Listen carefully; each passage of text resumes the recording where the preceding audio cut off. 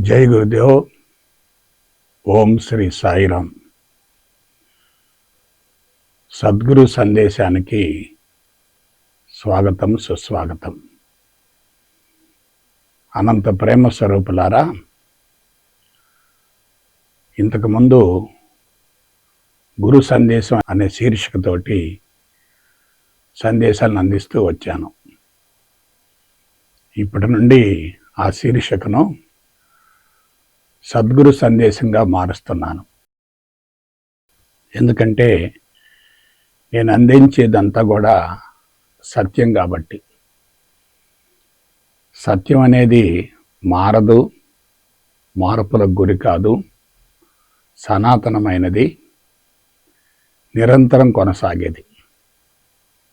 అందువలన ఆ శీర్షికను మార్చడం జరిగింది. నిన్న ధర్మోద్ధరణకు శ్రీకారం అనే అంశాన్ని గురించి మీరు తెలుసుకున్నారు. ధర్మం, ధర్మోద్ధరణ, ధర్మాన్ని ఉద్ధరించటమే ధర్మోద్ధరణ. ఒకసారి నిన్న మీరు విన్నటువంటి ధర్మోద్ధరణకు శ్రీకారం అనే అంశాన్ని మరొకసారి క్లుప్తంగా విశ్లేషించుకుందాం. మానవుడు విశ్వానికి ప్రతిరూపం. విశ్వంలో ఏముందో మానవుల్లో కూడా అదే ఉంది. మానవుడు ఎక్కడి నుంచి వచ్చాడు? విశ్వం నుండి వచ్చాడు. మరలా ఎందులో ఐక్యం చెందుతాడు? విశ్వంలోనికే ఐక్యం చెందుతాడు. విశ్వం నుండి ఆవిర్భవించి మరలా తిరిగి విశ్వంలో కలిసిపోతున్నప్పుడు మానవుడి ప్రజ్ఞ అనంతంగా ఉంటుంది కదా. ఒకసారి జాగ్రత్తగా విశ్లేషించుకోండి. ఆది మానవులలో ప్రజ్ఞ చాలా పరిమితంగా ఉంటుంది. అమాయకులలో కొంచెం ఉన్నతంగా ఉంటుంది. మేధావులలో ప్రజ్ఞ కుంచుకుంటుంది. ఆధ్యాత్మికవేత్తలలో ప్రజ్ఞ విశ్వవ్యాప్తం అవుతుంది. ప్రజ్ఞ అంటే ఏమిటి? మానసిక పరిధి. మనిషి ఎంతవరకు ఆలోచించగలుగుతాడో ఆ ఆలోచించేటటువంటి పరిధిని ప్రజ్ఞ అంటారు, మెంటల్ స్పియర్ అంటారు. ఒక వ్యక్తి ఉద్యోగం చేస్తున్నాడు. అతని యొక్క మానసిక పరిధి ఎంతవరకు ఉంటుంది? సంసారం, ఉద్యోగం, ఆఫీసులో కార్యక్రమాలు, ఆ విధంగా అతని పరిధి చాలా తక్కువగా ఉంటుంది, కుంచుకొని ఉంటుంది. నేను, నాది, నాకు అనేటటువంటి భావన ఎక్కువగా ఉంటుంది, పరిమితంగా ఉంటుంది. అదే ఆధ్యాత్మికవేత్త ప్రజ్ఞ ఎలా ఉంటుంది? నేనే విశ్వం, విశ్వమే నేననేటటువంటి భావనతో ప్రజ్ఞ విశ్వవ్యాప్తం అవుతుంది. అయితే అసలు విషయం ఏంటంటే, భూమండల మందలి సమస్త జీవరాశిలోకెల్లా మానవుడు అన్ని విధాల అత్యంత ఉన్నత స్థాయిలో ఉన్నాడు. పరిణామ క్రమంలో పరాకాష్ఠ స్థితిలో ఉన్నాడు. అటువంటి మానవుడు సమస్యల తోరణంలో బంధించబడ్డాడు. శరీరం రుగ్మతల పాలవుతుంది. ఒక్క మానవుడి ద్వారానే భూమండలం అంతా మనోకాలుష్యంతో నింపబడి ఉంది. అంటే మానవుడి వలన భూమండలం అంతా కూడా అతలాకుతలం అవుతుంది. మరి పరిణామ క్రమంలో ఉన్నతంగా ఉన్నాడు కదా, పరాకాష్ఠ స్థితిలో ఉన్నాడు కదా. మరి ఈ పరిస్థితి ఏమిటి? జబ్బులు విపరీతంగా పెరుగుతున్నాయి. సంవత్సరం గడిచిందంటే సమస్యలు పెరుగుతున్నాయి తప్ప తగ్గటం లేదు. మానవుడి యొక్క ఉనికి వలన ఒకవైపు పంచభూతాలు, మరొక వైపు వృక్షాలు, ఇంకొక వైపు జంతువులు నష్టపోతున్నాయి కదా. అందువలన తెలివైనటువంటి మానవుడు ఈ విధంగా భూమండలాన్ని మనోకాలుష్యంతో నింపేటట్లుగా చేయటానికి మూల కారణం ఏమిటి అనే దాని గురించి మరొకసారి తెలుసుకుందాం. ఏమీ లేదు,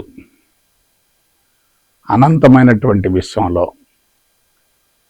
సౌర కుటుంబం ఒకటి. విశ్వం అనంతం, పరిపూర్ణం, సర్వస్వం. అనంతమైనటువంటి విశ్వంలో సౌర కుటుంబం, సూర్యకుటుంబం ఒకటి. ఆ సూర్యకుటుంబంలో ఒక గ్రహమే ఈ భూమి, మనం నివసించేటటువంటి ఈ భూమి. సౌర కుటుంబంలో ఒక భాగమైనటువంటి ఈ భూమి నిలకడగా ఉండకుండా నిరంతరం కూడా పరిభ్రమిస్తూ ఉంటుంది. దేని చుట్టూ? సూర్యుడి చుట్టూ పరిభ్రమిస్తూ ఉంటుంది. ఎలా పరిభ్రమిస్తుంది? ఒక నిర్ణీతమైనటువంటి కక్షలో పరిభ్రమిస్తూ ఉంటుంది. ఆ కక్ష ఎలా ఉంటుంది? దీర్ఘవృత్తాకారంలో ఉంటుంది. దీర్ఘవృత్తాకారంలో ఉన్నటువంటి ఆ కక్షలో భూమి నిరంతరం పరిభ్రమిస్తూ ఉంటుంది. కొన్ని వందల వేల కోట్ల సంవత్సరాల నుండి ఈ కార్యక్రమం జరుగుతూనే ఉంది. అయితే ఆ కక్ష ఎలా ఉంది? దీర్ఘవృత్తాకారంలో ఉంది కదా, ఎలిప్టికల్గా ఉంది కదా. భూమి సూర్యుడి చుట్టూ పరిభ్రమించేటప్పుడు కొంతకాలం సూర్యుడికి దగ్గరగా ఉంటుంది, మరి కొంతకాలం దూరంగా ఉంటుంది. సూర్యుడు మండుతున్నటువంటి అగ్నిగోళం కదా. భూమి దగ్గరగా ఉన్నప్పుడు వేడి ఎక్కువగా ఉంటుంది, భూమి దూరంగా ఉన్నప్పుడు చల్లదనం ఎక్కువగా ఉంటుంది. వాటి ఫలితంగానే ఋతువులు ఏర్పడ్డాయి. ఇక అసలు విషయానికి వద్దాం. విశ్వ పరిణామంలో ముందు ఏమేర్పడ్డాయి? పంచభూతాలు ఏర్పడ్డాయి. పరమాత్మ నుండి మొట్టమొదటిసారిగా పంచభూతాలు వచ్చాయి. ఈ పంచభూతాలు విశ్వం మొత్తం ఉన్నాయి. విశ్వమంతా పంచభూతాత్మకం. అది ఏర్పడటానికి మూల కారణం ఏంటంటే ప్రాణశక్తి. పంచభూతాలు ప్లస్ ప్రాణశక్తి ఈజ్ ఈక్వల్ టు విశ్వం. భూమండలాన్ని తీసుకోండి, ఇక్కడ కూడా పంచభూతాలు ఉన్నాయి, ప్రాణశక్తి ఉంది. అయితే భూమండలం యొక్క ప్రత్యేకత ఏమిటంటే ఇది సూర్యకుటుంబంలో ఒక భాగమైనప్పటికీ ఇది విశ్వం నుండి వేరైంది. ఎందుకు వేరైంది? ఎందుకు వేరైందంటే భూమికి ప్రత్యేకమైనటువంటి ఒక శక్తి ఉంది. అదేమిటి? అయస్కాంత శక్తి, మ్యాగ్నెటిక్ ఫోర్స్. ఈ అయస్కాంత శక్తి వలన భూమి చుట్టూ వాతావరణం ఏర్పడింది. ఆ వాతావరణంలో నిరంతరం మార్పులు జరుగుతూ ఉంటాయి. ఆ విధంగా భూమండలంగా రూపాంతరం చెందినటువంటి ఈ వాతావరణం పరిణామ క్రమంలో మార్పులు చెందుతూ ఉంటుంది. ఆ మార్పుల ఫలితంగానే పంచభూతాలు వచ్చాయి, తర్వాత వృక్షాలు వచ్చాయి, తర్వాత జంతువులు వచ్చాయి, అంతిమంగా మానవుడు వచ్చాడు. ఇదంతా కూడా పరిణామం, అంటే ఎవల్యూషన్. భౌతిక పదార్థంలో పరిణామం జరిగితే దాన్ని భౌతిక పరిణామం అంటారు, ఫిజికల్ ఎవల్యూషన్ అంటారు. జీవరాశిలో పరిణామం జరిగితే దాన్ని ఆర్గానిక్ ఎవల్యూషన్ అంటారు, జీవ పరిణామం అంటారు. సరే, ఇంతవరకు బాగానే ఉంది. భూమండలంలో కానీ విశ్వంలో కానీ ముందు పంచభూతాలు ఏర్పడ్డాయి. పంచభూతాలు అంటే ఏమిటి? భూమండలాన్ని ఆధారంగా చేసుకుంటే భూమి, నీరు, అగ్ని, వాయువు, ఆకాశం. భూమి కన్నా నీరు తేలిగ్గా ఉంటుంది, సూక్ష్మంగా ఉంటుంది. నీటి కన్నా అగ్ని తేలిగ్గా ఉంటుంది, అది ఇంకా సూక్ష్మంగా ఉంటుంది. అగ్ని కన్నా వాయువు తేలిగ్గా ఉంటుంది, అది ఇంకా సూక్ష్మంగా ఉంటుంది.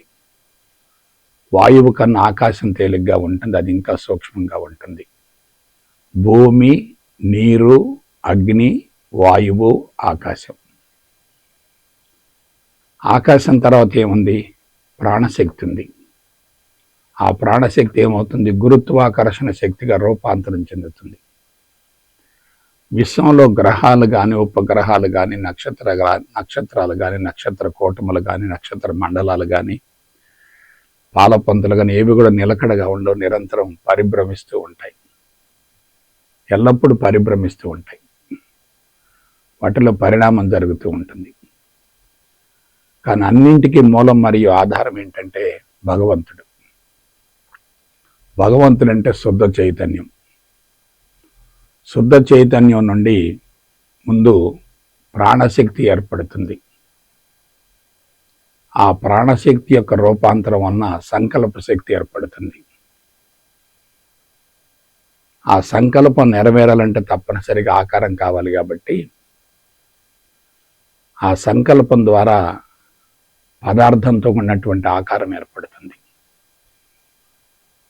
సంకల్పం కొనసాగుతున్నంత వరకు ఆకారం కూడా ఉంటుంది, ఉండాలి. సంకల్పం నెరవేరిందనుకోండి, ఆకారంతో పని లేదుగా. అందుకని ఆ పదార్థం కానీ ఆకారం కానీ విచ్ఛిన్నమై విచ్ఛేదనమై విశ్వంలో కలిసిపోతుంది, పంచభూతాల్లో కలిసిపోతుంది. ఇది రొటీన్గా జరిగేటటువంటి కార్యక్రమం. అయితే సంకల్పం దేని నుండి ఏర్పడింది? భగవంతుడి నుండి ఏర్పడింది, పరమాత్మ నుండి ఏర్పడింది. ఆ సంకల్పం నెరవేరడానికి అవసరమైనటువంటి ఆకారం కానీ రూపం కానీ దేని నుండి ఏర్పడింది? అది కూడా భగవంతుడి నుండి. సంకల్పము భగవంతుడే, ఆకారము భగవంతుడే, రెండు భగవంతుడే. భగవంతుడి నుంచి వస్తున్నాయి, మరలా భగవంతుల్లో కలిసిపోతున్నాయి. ఇది ఒక సెక్షను. వృక్షాలకు రండి. వృక్షాలకి పుట్టుక ఉంటుంది, జీవితం ఉంటుంది, మరణం ఉంటుంది. పుట్టుక, జీవితం, మరణం. ఎట్లా? పంచభూతాల మాదిరిగానే ఒక వృక్షం ఏర్పడుతుంది.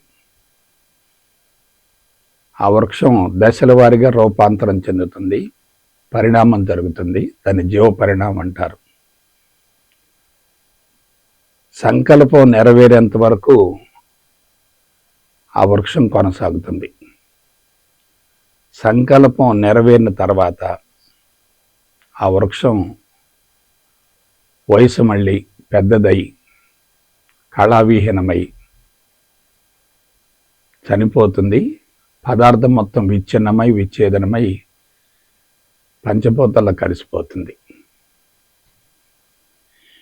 ఇక్కడ పంచభూతాల యొక్క పరిణామానికి, ఒక వృక్షం యొక్క పరిణామానికి మధ్య ఉన్నటువంటి వ్యత్యాసం ఏంటి?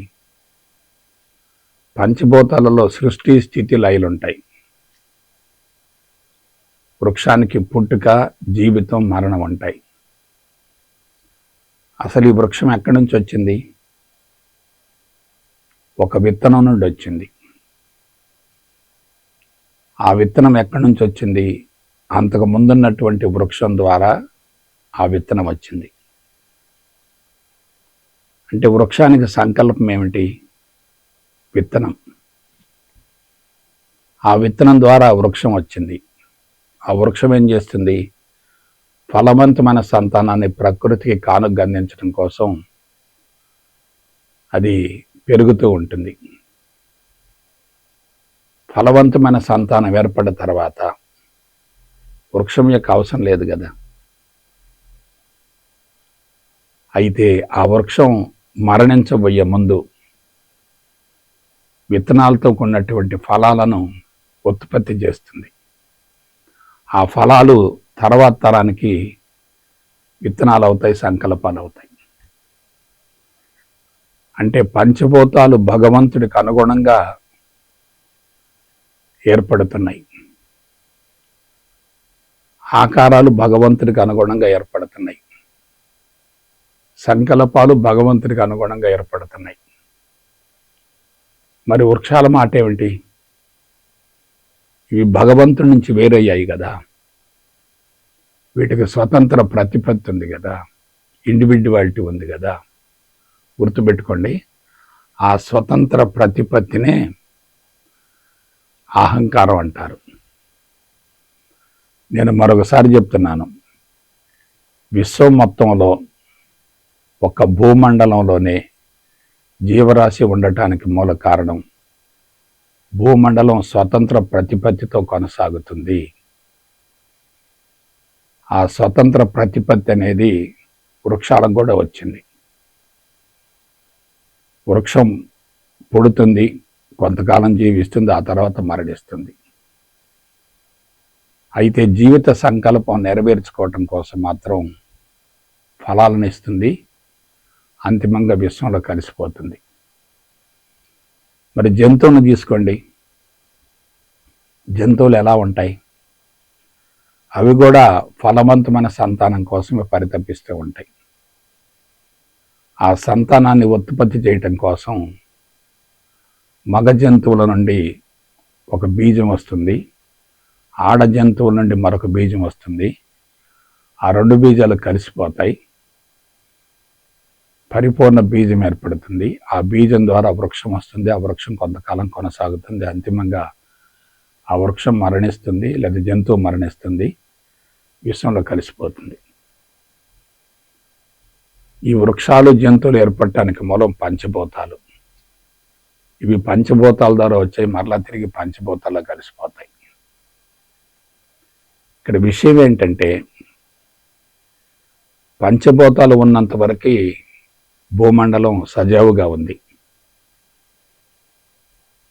తర్వాత వృక్షాలు వచ్చాయి, ఆ వృక్షాలు పంచభూతాల ద్వారా ఏర్పడుతున్నాయి. కానీ వాటి వల్ల కూడా పెద్దగా ప్రమాదం లేదు. తర్వాత జంతువులు వచ్చాయి, జంతువులకు వృక్షాల కన్నా ఎక్కువ అహంకారం ఉంటుంది. జంతువులకు వృక్షాల కన్నా ఎక్కువ అహంకారం ఉంటుంది. అందువల్ల జంతువుల వల్ల వృక్షాలు నష్టపోతున్నాయి. వృక్షాల యొక్క ఆహారాన్ని జంతువులు స్వీకరిస్తున్నాయి, ప్రత్యక్షంగానో పరోక్షంగానో. మరికొన్ని జంతువులనే తింటున్నాయి. ఆ విధంగా డిస్టర్బెన్స్ మొదలైంది ఎప్పుడు? జంతువులు ఆవిర్భవించిన తర్వాత. సరే, ఇక అంతిమంగా చూద్దాం. మానవుడిని తీసుకోండి. మానవుడు ఉద్భవించిన తర్వాత స్వేచ్ఛాయుత జీవితాన్ని కొనసాగిస్తున్నప్పుడు, ఒంటరి జీవితాన్ని కొనసాగిస్తున్నప్పుడు, ప్రకృతికి అనుగుణంగా జీవిస్తున్నప్పుడు, ప్రకృతిలో కలిసిపోతున్నప్పుడు, ప్రకృతిని ఒక భాగంగా భావిస్తున్నప్పుడు, ప్రకృతి సిద్ధమైనటువంటి ఆహారాన్ని తీసుకుంటున్నప్పుడు శరీరం ఎలా ఉంది? దృఢంగా ఉంది, పటిష్టంగా ఉంది, శక్తివంతంగా ఉంది, ఆరోగ్యంగా ఉంది, పుష్కలంగా ప్రాణశక్తి నింపబడుతుంది. ఆ మానవులు ఆది మానవులు, ఆటవిక మానవులు, జంతు ప్రవృత్తితో జీవించినటువంటి మానవులు,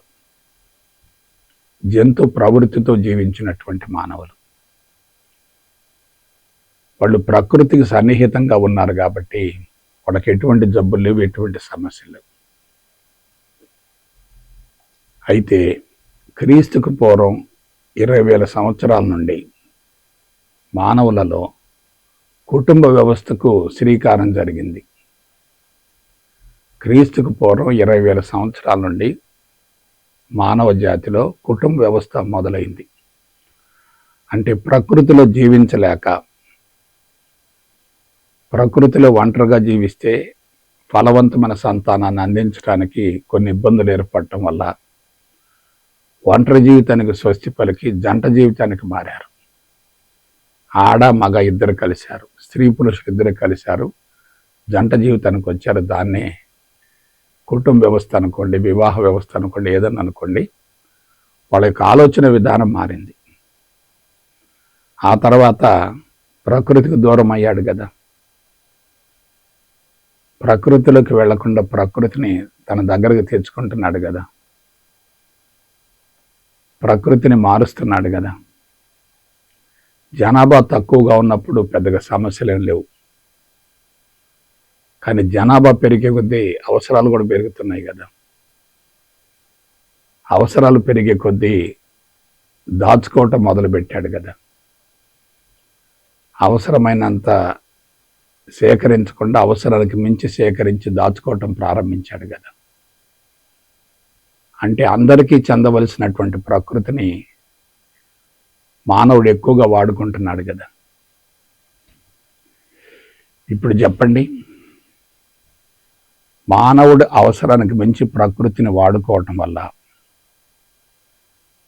ఇతర జంతువులకు, వృక్షాలకు, ప్రాణులకు కొరత ఏర్పడుతుంది కదా. అది ఎందుకు చేశాడు? అతనిలో నేను, నాది, నాకు అనేటటువంటి స్వార్థం ఏర్పడింది,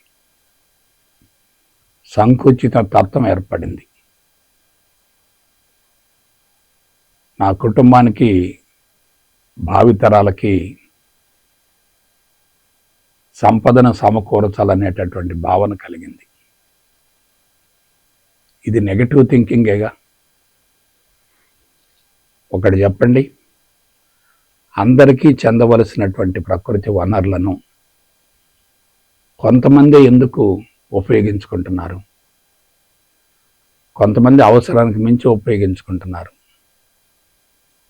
కొంతమంది అవసరాలు తీరక విలవిల్లాడిపోతున్నారు. అవసరానికి మించి ఉపయోగించుకునేది కొందరు, అవసరాలు తీరక బాధపడేది మరికొందరు. దీన్ని ఏమంటారు? ఇవే కదా అరిషడ్ వర్గాలంటే: కామము, క్రోధము, లోభము, మోహము, మదము, మాత్సర్యం. తన చుట్టూ ఏమైపోయింది? ఒక పరిధి నిర్మించబడింది కదా. ప్రకృతికి దూరం అయ్యాడు, స్థిర నివాసం ఏర్పరచుకున్నాడు, వివాహ వ్యవస్థ మొదలైంది, కుటుంబ వ్యవస్థ ఆవిర్భవించింది, కుటుంబ సభ్యులంతా కలిసిమెలిసి ఒకే చోట జీవించడం ప్రారంభించారు. వాళ్ళ మధ్య ప్రేమ తగ్గిపోయింది, మోహం పెరుగుతూ వచ్చింది. చూసారా? ఒక ప్రశ్న వేసుకోండి. పరిణామ క్రమంలో పరాకాష్ఠ స్థితిలో ఉన్నటువంటి మానవుడు మానవత్వంతో జీవించకుండా అరిషడ్ వర్గాలతో కూడినటువంటి దానవుడిగా మారటం ఏంటి? దానికి మూల కారణం ఏంటి? కొంచెం ఆలోచించండి. మూల కారణం ఏంటి? ప్రకృతికి విరుద్ధంగా జీవించడమే కదా, ప్రకృతికి దూరం కావటమే కదా, ప్రకృతిని వాడుకోవటమే కదా, ప్రకృతిని మార్చడమే కదా, ప్రకృతిని పతనం చేయటమే కదా. నువ్వు ఎక్కడి నుంచి వచ్చావు? ప్రకృతి నుండి వచ్చావు.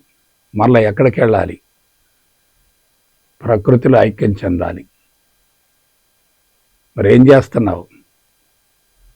ప్రకృతిని చెడగొడుతున్నావు, ప్రకృతిని ధ్వంసం చేస్తున్నావు, ప్రకృతిని కొనుక్కుంటూ అమ్ముకుంటున్నావు. ఇది మానవత్వం ఎలా అవుతుంది? మానవుడంటే ఎవరు? మానవత్వంతో కూడినటువంటి మనసుండి నిరంతరం మార్పులు చెందేవాడు కదా. మానవత్వం అంటే ఏమిటి? కరుణ, జాలి, దయ, ప్రేమ, అనురాగం, ఆప్యాయత కదా. కొంచెం ఆలోచించండి. మానవత్వంతో జీవిస్తే ఎలా ఉంటుంది? దానవత్వంతో జీవిస్తే ఎలా ఉంటుంది? ఇప్పుడు ప్రపంచం అంతా ఎటుపోతుంది? దానవత్వం వైపుకి మళ్ళింది కదా. మానవత్వం హరించుకుపోతుంది కదా. అందుకే జబ్బులు పెరుగుతున్నాయి, సమస్యలు పెరుగుతున్నాయి. ఈ సమస్యల పరిష్కారం కోసం మానసిక ఒత్తిడిని పెంచుకుంటున్నారు. జబ్బులు తొలగిపోవటం కోసం శరీరానికి చికిత్సలను అందిస్తున్నారు. ఎంత పొరపాటు జరుగుతుందో మీరు ఆలోచించండి. మనం మూల కారణాన్ని తెలుసుకుంటే పరిష్కారం సులభతరం అవుతుంది. మూల కారణం తెలియకుండా ఉపరితలంలో చూస్తూ ఉంటే సమస్యలు ఇంకా జటిలం అవుతూ ఉంటాయి. మానవుడు దానవత్వం వైపుకు మళ్ళటం వల్లనే జంతువులు నష్టపోతున్నాయి, వృక్ష సంపద హరించుకుపోతుంది, పంచభూతాలు పతనమవుతున్నాయి. ఇంకా మానవుడు సాధించింది ఏంటి?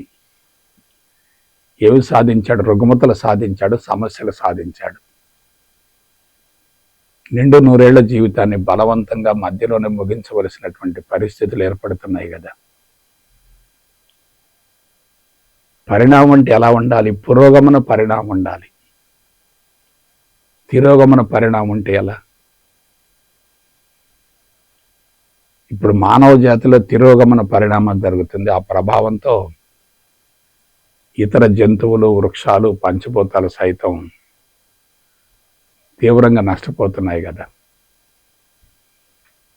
అంటే మానవుడు అన్ని విధాల ఆధిక్యతలో ఉన్నాడు, కానీ అతను నెగిటివ్గా ఉన్నాడు. అహంకారం ఎక్కువగా ఉంది. పంచభూతాల అహంకారం నామమాత్రంగా ఉంటుంది, వృక్షాలలో కొంచెం ఎక్కువగా ఉంటుంది, జంతువులలో ఇంకా ఎక్కువగా ఉంటుంది, మానవుడిలో తారాస్థాయిలో ఉంది. ఇప్పుడు చెప్పండి, ఈ మార్పులు మొత్తం జరగటానికి ఎన్ని సంవత్సరాలు పట్టి ఉంటుంది? ఒకసారి అంచనా వేయండి. కొన్ని వేల సంవత్సరాల కాల వ్యవధి అవసరమైంది కదా. ఇన్ని వేల సంవత్సరాల కాల వ్యవధిలో మనిషి దశల వారీగా బలహీనపడుతూ వచ్చాడు కదా. ఇప్పుడు పరిస్థితి ఏంటి? మనిషి తిరిగి పునరుద్ధరించలేని స్థితిలో బలహీనపడ్డాడు కదా. ఆలోచించండి. ఒకసారి మరలా రిపీట్ చేస్తాను. విశ్వానికి ప్రతిరూపం భూమండలం, భూమండలానికి ప్రతిరూపం మానవుడు. విశ్వంలో ఏముందో భూమండలంలో అదే ఉంది, భూమండలంలో ఏముందో మానవ జాతిలో కూడా అదే ఉంది. మానవుడు విశ్వం నుండి వచ్చాడు, మరలా విశ్వంలో కలిసిపోతాడు. కాబట్టి భూమండలం విశ్వం నుండి వేరైంది.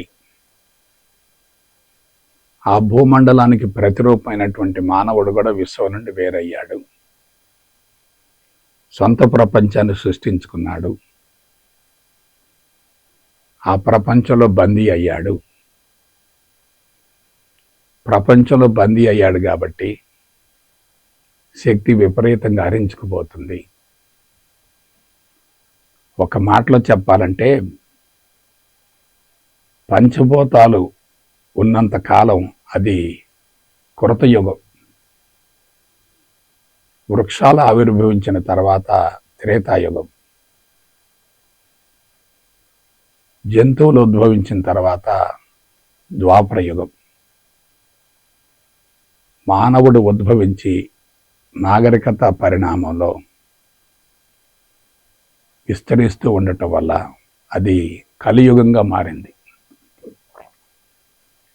కలియుగం అంటే కామయుగం, అధర్మయుగం, అశాంతి యుగం. అది పూర్తిగా నెగిటివ్తో ఉంటుంది. నెగిటివ్ ఫోర్సెస్ విపరీతంగా పెరుగుతాయి, పాజిటివ్ ఫోర్సెస్ నామమాత్రంగా ఉంటాయి. అందుకే ఏం జరుగుతుందో గమనించండి. ఎన్నో రకాల విఫల ప్రయత్నాలు చేస్తున్నప్పటికీ భూమండలంలో సమస్యలు పెరుగుతున్నాయి తప్ప తగ్గటం లేదు కదా. అందువల్ల మనం పరిష్కారం కనుక్కోవాలి, సమస్యల నుంచి బయటపడాలి, జబ్బుల నుంచి బయటపడాలి. అందుకు మనం శాస్త్రీయపరమైనటువంటి విధానాన్ని అనుసరించాలి. దాని గురించి మనం భవిష్యత్తులో తెలుసుకుందాం. ఓకే. జై గురుదేవ్, జై గురుదేవ్, జై గురుదేవ్.